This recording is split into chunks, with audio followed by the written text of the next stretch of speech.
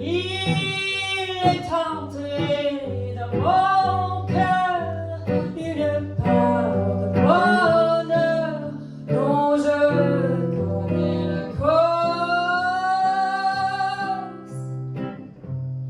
C'est lui pour moi pour lui dans la vie. Il a juré, l'a promis pour la vie. Et dès que je l'aperçois, alors je sens en moi mon cœur qui bat.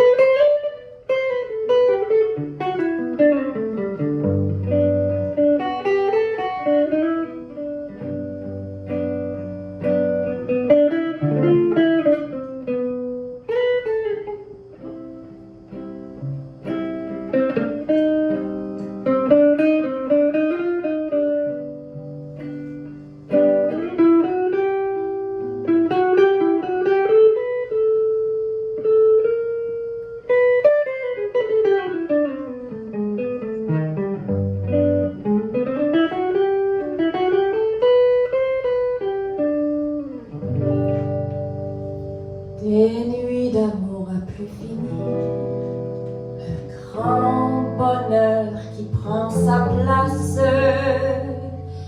des ennuis, des chagrins s'effacent, heureux, heureux à en mourir. Quand tu me prends dans tes bras, tu me parles tout bas, je vois la vie en rose. Tu me dis des mots d'amour, des mots de tous les jours, et moi ça me fait quelque chose. Tu es entré dans mon cœur, telle une part de bonheur dont je connais la cause. C'est toi pour moi pour toi dans la vie. On l'a juré, l'a promis pour la vie. Et dès que je t'aperçois, alors je sens en moi mon cœur qui bat.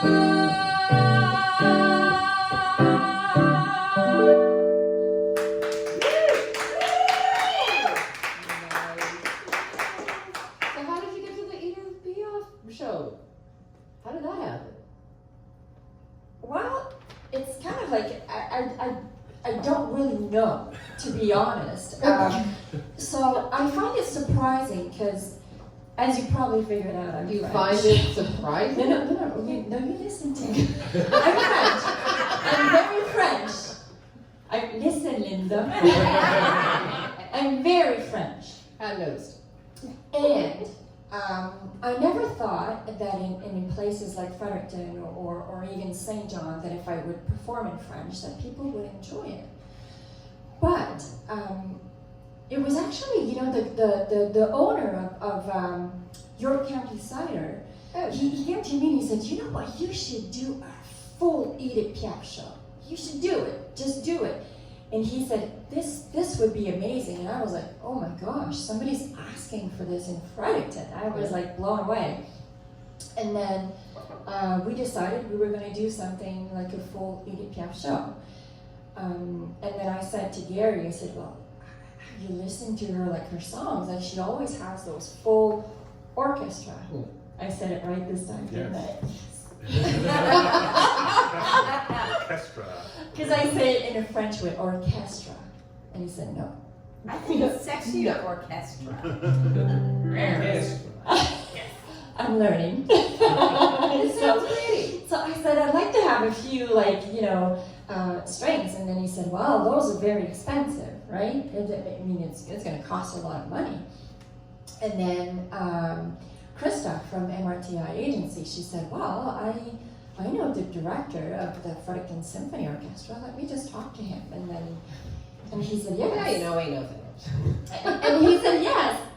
And I remember I FaceTimed my husband and I was crying like a baby and he was taking like screenshot of me crying and we still have it. I was like red and crying and I said, I can't believe this. Now I said, yes, I'm not going to have any other choice. I have to sing at the Playhouse. How am I going to do this?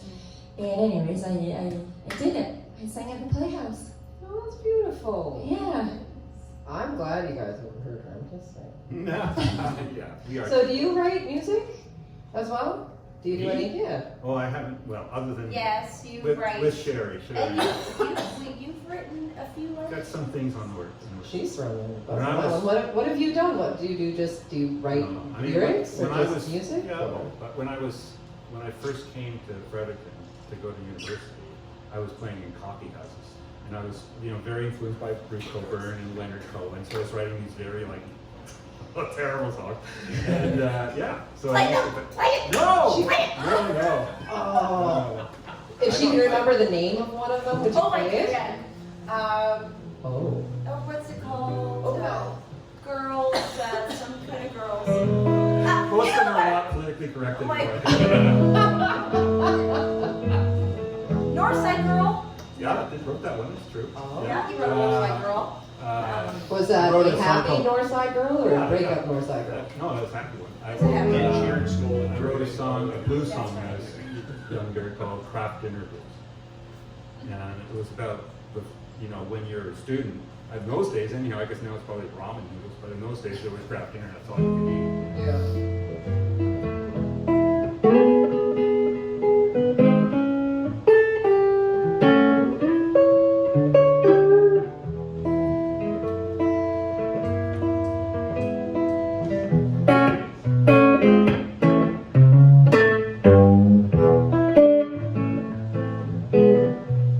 Woke up this morning, craft dinner on my mind.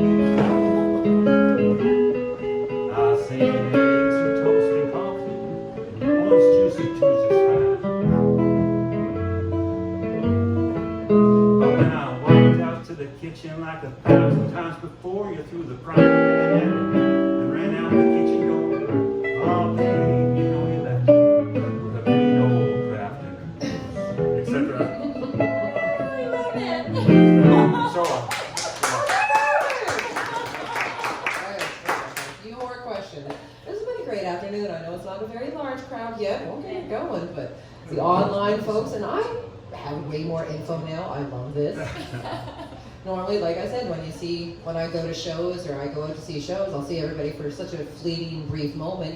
You don't get a chance to be like, hey, let me know you. Let me know why, how, what makes you tick. I love that. Okay, where's nice questions? I should have wrote them down, be professional. Okay, the best performance ever. Most epic. The moment where you stood on stage and the whole world disappeared. It was just you on that stage and you're like, I'm in my moment. This is where I need to be. I hate the questions. I think it was the Playhouse. Nice. It was not my best vocals,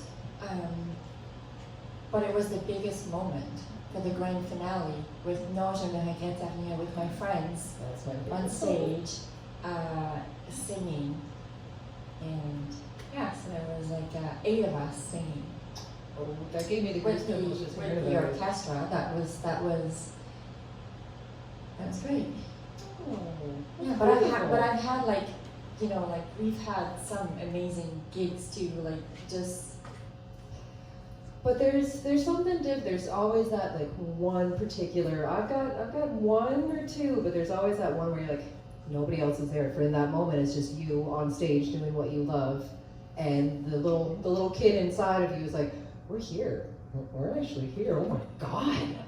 Like there's always that one moment. It may not be the best performance, but there's always that one. What about you? What was your? It was the midnight show of the Rocky Horror Show at at the Playhouse. It was amazing, amazing.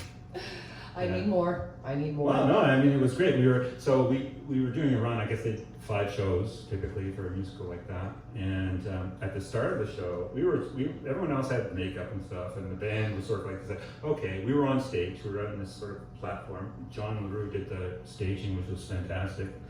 And so we were doing our own makeup. So at the start of the run, we were putting a little bit of white on, you know. And by the end, we had like full on heavy metal death going on. And yeah, no, it was fantastic. The crowd was crazy, of course, midnight show, and they were yelling back and so. My favorite, and it was the last show I think that we did was actually a Sunday matinee, which is hilarious because this is when all the little old ladies with their season's tickets come. So they're going to the Rocky Horror Show, have no idea what it was. And people are yelling, "Slot!" All that stuff that you do in that show, and throwing stuff on stage and so, and the little old ladies were crazy. And Greg Harrison was playing drums for the show. I got really into it, and he was like the rock star thing. And he threw his stick at the end of the show, and he hit a little old lady right in the head. Oh! And that was your best. That was the best. That was like my maiden moment? No, the maiden moment was the midnight thing. Yeah. And Rock of Ages, the production of Rock of Ages that we did in November, and then we're doing it again next week. That was a lot of fun too. I don't often get to play that kind of Shouldn't you be at practice right now? Nah. Well, you know what? The camera's not on right now. Corbin Bacon's doing all the hard stuff. I'll just go play rock. Well, thank you guys. You guys have a couple songs you'd like to do at the very tail end of it? One more also. One more maybe. We'll do Nearness of You. Okay.